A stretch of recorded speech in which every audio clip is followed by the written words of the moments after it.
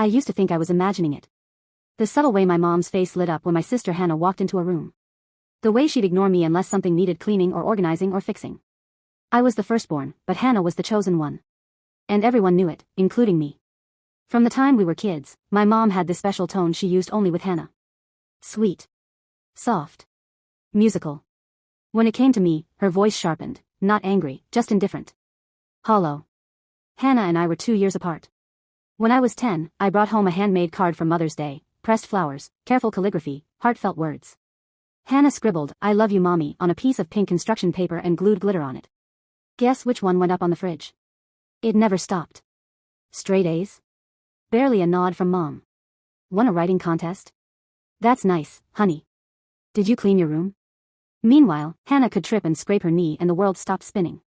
Mom would wrap her in a blanket, ice cream and all. One time she lied to a teacher about Hannah's migraine, so she could skip a test. When I asked for help studying, "Don't you know how to do it yourself by now?" I remember one night vividly. I was 14. Hannah had just gotten her first modeling gig, a local boutique ad. Mom cried actual tears of joy. She invited all our relatives over and showed them the ad like it was Vogue. I sat at the table, quiet, just watching. That same week, I got accepted into a gifted summer program for math and science. No party. No mention. Just, "Great. Will you still be able to babysit Hannah while we go to her shoot?" Yeah. That was the night I stopped expecting applause. By high school, I had my own system. I studied hard. I cooked for myself. Did my own laundry. I made myself invisible in a house where the spotlight was permanently fixed on someone else. My dad? He had left when I was 6. Mom said it was because he couldn't handle real responsibility. I often wondered if she meant me. At 16, I got my first job, a part-time cashier gig at a grocery store. I saved up for my own clothes, my own laptop, even paid part of the Wi-Fi bill when Mom said Hannah needed more bandwidth for her online makeup channel. You'd think that would earn me a little respect. It didn't. Then came senior year. It was college application season. My stomach was a constant knot of anxiety, excitement, and hope. For once, I thought maybe I'd get a sliver of recognition. I had a 4.0 GPA, captain of the debate team, and volunteered at the local hospital. My guidance counselor said I had a real shot at a full scholarship to one of the top pre-med programs in the country. Mom barely reacted when I told her. That's good. We'll see about the money, she said, flipping through a magazine. We already have a college fund, right? I asked cautiously. The one you and Dad started when I was born? She glanced up. Oh, right. Well. About that. About that, changed my life. The fund? Drained. All of it. Every cent. She'd used it for Hannah's tuition to a private art school in New York, complete with a lavish apartment, designer supplies, and weekly flying lessons. No, not for a pilot's license. For confidence and grace, she said. I stood there, speechless. I know it's not what you expected, Mom said, not meeting my eyes. But Hannah's school doesn't offer scholarships. And you're the smart one. You'll figure it out. You always do. The knife twisted. Why didn't you at least talk to me? I whispered. She looked annoyed. Do we have to make this a whole thing? This isn't about you. That was the moment it clicked. She didn't just favor Hannah. She didn't see me at all. I was the backup. The one she kept around because I was useful. Not because I mattered. That night, I packed my things. Not everything. Just the essentials, my documents, laptop, a week's worth of clothes, and my savings envelope. I left a note that said, "Don't worry. I'll figure it out. Like I always do." Then I left. I took the 5:45 a.m. bus out of town. Slept on benches for a few nights. Eventually found a shelter for women escaping abusive homes. They didn't ask too many questions. I picked up shifts at a diner. Then a warehouse. Then got into a community college where I could work and study part-time. I applied for every grant, every scholarship. I clawed my way forward. It was hard. Some nights I ate crackers for dinner. Some mornings I cried in bathroom stalls because I missed what I never really had, a real mother. But every time I felt like giving up, I remembered her face when she said, "This isn't about you." And I made it my mission to prove that I was worth everything she never gave me. Over the next 7 years, I built a new life. I transferred into a top nursing program, graduated with honors, and landed a job at a major hospital in the city. I got my own apartment. A cat named Oliver. A circle of friends who made me feel like I mattered. And a fiancé, Liam, kind, nerdy, gentle, the kind of man who noticed if I looked tired and brought tea instead of judgment. I never looked back. Or at least, I didn't, until that message arrived. Hey sis. I know it's been a long time. I'm getting married in a few weeks. It would mean the world if you came. I want my whole family there. From Hannah. After 7 years of silence. After 7 years of pretending I didn't exist. She wanted me at her wedding. And for the first time in a long time. I smiled. Let the show begin. The message from Hannah hit me like a slap from a ghost. It would mean the world if you came. I want my whole family there. My first instinct? Rage. My second? Laughter. Because it was so her. 7 years of silence. 7 years of not one message, not even a, how are you, while I scraped myself off the pavement, built a new life, and taught myself how to feel whole without a mother's love. And now? Now she wanted family unity, probably for Instagram, some soft-filtered, curated wedding reel with the caption. Family is everything. I nearly deleted the message. But something stopped me. I clicked her profile instead. She looked exactly the same. Perfect hair. Pouty lips. Posed with a soft pink cocktail in one hand and a glittering ring on the other. Her fiancé, tall, clean-cut, money practically oozing out of his cufflinks, held her waist with a plastic grin. Hannah looked like she had everything she ever wanted. And yet, here she was. Inviting the sister she never once tried to reach out to when she was living paycheck to paycheck. When I was sleeping on cots and hiding my pain in library cubicles. Now she wanted me in her life, just in time for the cameras and flowers and designer vows. I stared at the screen. Then I whispered to myself, you want family? You got it. But not the way you think. That night, I sat down with Liam, my fiancé, and told him everything. Not the filtered version. The raw truth. He listened, quietly holding my hand, while I told him about the way I grew up like a stranger in my own house. About Hannah, about my mom, about the money, the betrayal, and how I vanished without a trace. And now, how they wanted me back. Just in time for the spotlight. I know this isn't healthy, I said, my voice shaking. But I want to go. Not for closure. For consequences. Liam raised an eyebrow. Do you want to burn the place down? No, I replied. I want to set the truth on fire, and let them watch it burn. He nodded. I'll be right there with you, he said. And I knew I wouldn't be alone this time. I never changed my number, but I moved cities, blocked them on social media, and never looked back. I hadn't even been tagged in anything that could tie me to Hannah's circle. I made sure of that. They didn't know where I lived. They didn't know who I was now. All they remembered was the quiet, obedient older daughter who always stepped aside. But I wasn't her anymore. A few days after the first message, Hannah followed up with another. I know things were rough back then, but I'm really hoping we can start fresh. I've grown up a lot. You'll love Tom, he's amazing. And Mom's really excited to see you too. It's not the same without you. The audacity. Mom was excited? The same woman who couldn't even bother to write when I left home? Who chose to forget me because acknowledging my pain would have meant facing her own failures? Excited. Sure. Still, I kept it civil. I replied. Thanks for inviting me. I'll be there. That's it. No smiley faces. No hearts. Just enough to keep her guessing. The rehearsal dinner was at a 5-star hotel ballroom. Everyone was dressed like they'd just walked off a reality show. Sequins, heels, champagne towers, even live violinists playing Taylor Swift songs. I walked in wearing a simple navy dress, natural curls, minimal makeup, and confidence. Heads turned. Not because I was flashy, but because I was unfamiliar.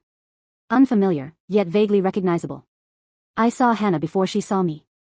She was laughing with a group of bridesmaids, glass of Prosecco in hand, looking like a living Pinterest board. Then she turned, and her smile froze. Oh my God. Her voice cracked like porcelain. The bridesmaids turned too, whispering. Hey, I said, calm and unreadable. Hannah walked over, her heels clacking against the marble floor. You really came, she said, blinking like I was a hallucination. I shrugged. You invited me. Then I felt it, that shift in the air. My mom was behind her. She looked exactly the same. Same ash blonde bob. Same oversized pearls. Same judgmental squint she always gave me when I wore anything unladylike. She stopped mid-step. Her hand gripped her clutch like a lifeline. Hello, Mom, I said flatly. She blinked. Sweetheart. You're here. I am. A pause. Then, you look so different. I am different, I said. She tried to hug me, but I took a step back. I'm good, thanks. Another awkward pause. Then she launched into full-blown performance mode, asking me where I was living, what I was doing, pretending to care in front of her fancy crowd. I work at St. Clair's Medical Center, I said. Oh, a receptionist? I'm a trauma nurse, I corrected. Finished my master's last spring. Her jaw twitched. It was the first crack in her facade. That's wonderful, she said, her voice too tight. Hannah awkwardly chimed in, let me introduce you to Tom's parents. They've been dying to meet my sister. And just like that, the night spun into introductions, forced small talk, and white linen discomfort. But I didn't come to blend in. I came to see how far they'd go to pretend like nothing ever happened. And I wanted to see who else was watching. Because weddings, they don't just unite two people. They expose entire families. And tomorrow? Tomorrow would be the real show. The morning of the wedding felt too perfect. Golden sunlight streamed through the massive bay windows of the resort where the bridal party was getting ready. Someone was playing acoustic pop on a Bluetooth speaker, and everywhere I turned, someone in silk pajamas was sipping mimosas and giggling. And there I was, the estranged sister. The unexpected +1 in every photo, the black sheep dressed in off-white. I hadn't been assigned a bridesmaid dress, of course, so I wore an elegant, fitted beige dress with a muted floral print. Not too flashy, not too plain. Just enough to blend in, and just enough to be remembered. When I walked into the bridal suite, Hannah did a double take. You clean up well, she said, her tone straddling a compliment and a dig. You do too, I replied, smiling. White suits you. It always did. She grinned, slightly smug. It's Vera Wang. Custom. Took 6 fittings. Wow, I said. I guess some things never change. She tilted her head. What's that supposed to mean? Nothing, I said. Just that you always got what you wanted. Even back then. Her smile faltered for half a second. Then she turned back to her mirror. The mirror doesn't lie. While Hannah had her makeup touched up, her bridesmaids circled her, fluttering around like well-trained geese. One curled her lashes, another fluffed her veil. The third whispered, you're going to look like royalty. That's when I noticed it. The pearl bracelet on her wrist. My pearl bracelet. I blinked. She had taken it from my room the week I left. It wasn't valuable, not monetarily, but it had been my grandmother's. The only thing she'd left me before she passed. I had spent months searching for it before I finally accepted it was gone. And now here it was. On Hannah's wrist, like it belonged to her. I felt something tighten in my chest. Nice bracelet, I said, walking over. She looked down. Oh, this? Mom gave it to me. No, she didn't, I said quietly. It was mine. Grandma gave it to me. I wore it every Sunday after church until it disappeared. Her eyes darted away. I don't remember that. You wouldn't, I said softly. You took a lot of things and never remembered. Her voice sharpened. It's my wedding day. Can we not do this now? Sure, I said, stepping back. Wouldn't want to ruin your big moment. But something in me snapped.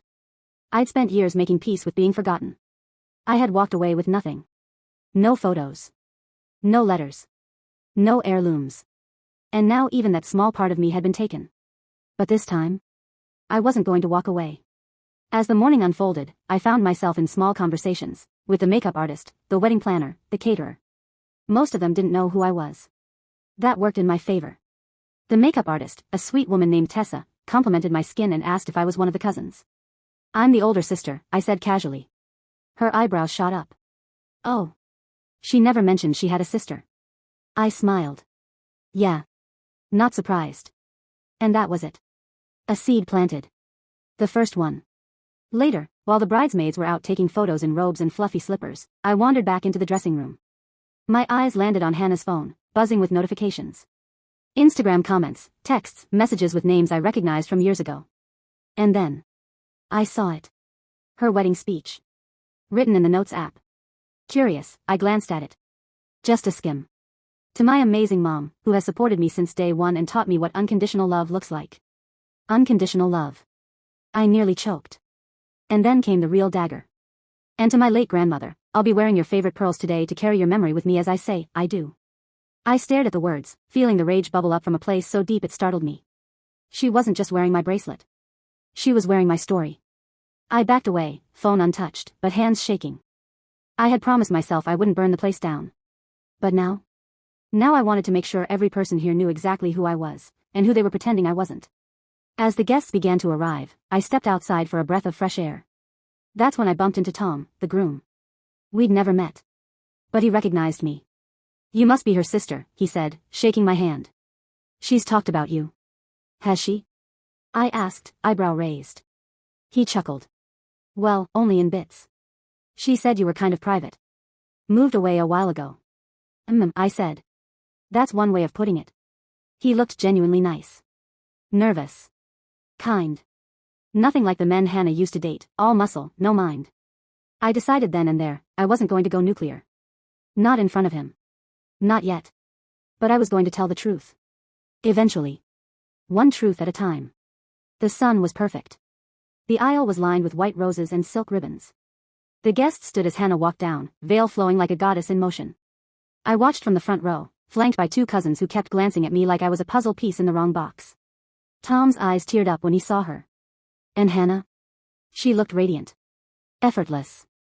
Every bit the beloved daughter, the adored bride, the perfect star. But she wasn't perfect. And soon. She'd remember. I never forgot. The ceremony unfolded like a fairy tale. Vows were exchanged. Tears were shed. Rings were slipped on fingers like secrets that nobody wanted to keep. I watched, silent. I didn't cry. I didn't smile. I didn't feel much of anything, until I heard my name. Hannah was giving her speech now. A soft, reverent tone in her voice, the kind she only used when she was manipulating people. She stood at the head of the reception, white wine glass in hand, looking ethereal in her gown and glowing from applause.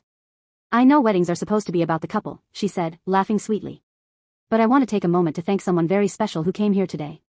My stomach tightened. She turned toward me, camera flashes clicking in rhythm. My sister. My amazing, strong, independent big sister. I know we haven't always been close. But seeing you here today means more to me than I can put into words. The crowd gave a polite round of claps. I stayed still. I've always admired you, she continued. Your strength. Your drive. Your independence. And I know Grandma is watching today, and she's proud of both of us. And then she lifted her wrist, showing off the bracelet. She gave me this. I like to think I'm carrying a piece of her with me down the aisle. That was it. That was the moment I stood up. Everyone went quiet. Hannah blinked, clearly thrown off script. I picked up the spare mic on the table and said, as calmly as possible. That's interesting, Hannah. Because she didn't give that bracelet to you. She gave it to me. You just stole it before I left home. Gasps. Her face drained of color. I walked slowly toward the front of the room, mic still in hand.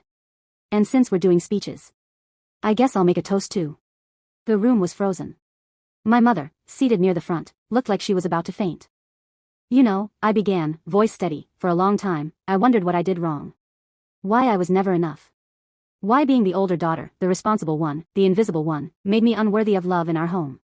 While Hannah got praise for breathing, I had to earn attention by bleeding. A few people gasped.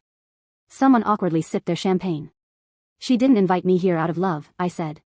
She invited me here because appearances matter more than people in our family. And I showed up not for her, but for me. To prove that I'm not the broken, silent girl they left behind. I looked directly at Hannah.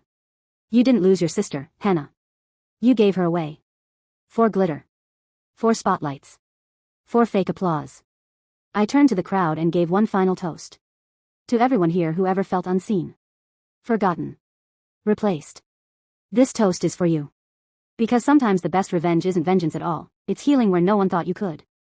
Then I set the mic down. And I walked away from the table, from the bouquet of lies, from the girl who always got what she wanted. But not this time. The moment I stepped off that stage, the wedding fractured like a cracked mirror. The crowd sat in stunned silence. No one dared to move. Hannah was frozen in place, her wine glass trembling slightly. Her perfect bridal makeup couldn't mask the horror in her eyes. Her mouth opened, closed, then opened again, but no words came out. Tom, her now husband, stood there like he'd just been told his bride was a stranger. Because in a way, she was. My mother?